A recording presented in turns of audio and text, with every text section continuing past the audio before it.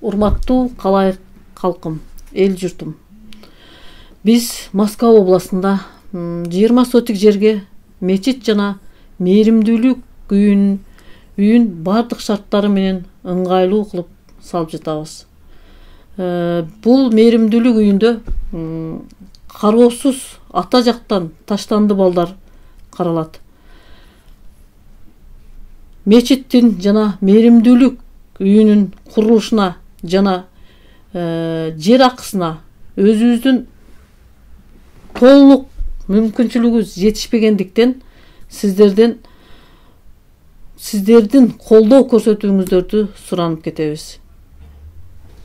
Бисмиллахир-рахманир-рахим. Ассаламу алейкум, урматтуу мекендештер.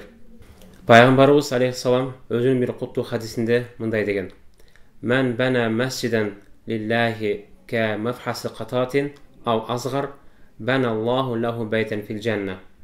Кайсыл бир адам бөдөнүнүн уясынчалык мечит курган болсо, мындайча айтканда, мечиттин курулуусуна аз дагы болсо салымын кошкон болсо, Кудай Таалам ал адамга бейиште бир үйдү курат дейт.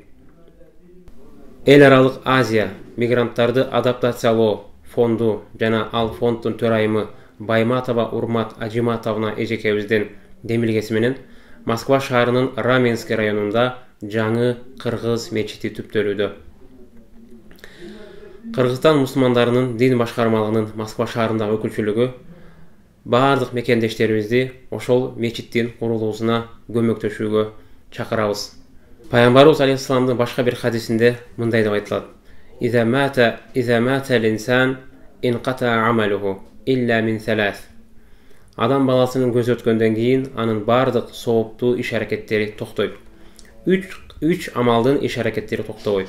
Биринчиси илля мин садакатын жария, эгерде кайсы бир адам өзүнүн артынан уланып туруучу, адамдарга пайдасы уланып тие берүүчү бир садака калтырып кеткен болсо, мындайча айтканда мечит курса, мектеп курса, оорукана курса, балдар бакчасын курса, ошол нерсенин сообу жетип турат.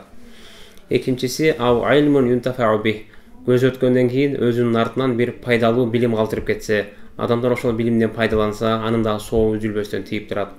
Үчүнчүсү ау валадун салих ядуула. Адам баласы өз артынан бир ыймандуу, тарбиялуу, салаваттуу, билимдүү урпак калтырып кетсе, ошол калган урпактар ата-энесине дуа кылып турса, мына ошол үч иштин сообу токтобостон тийип турат.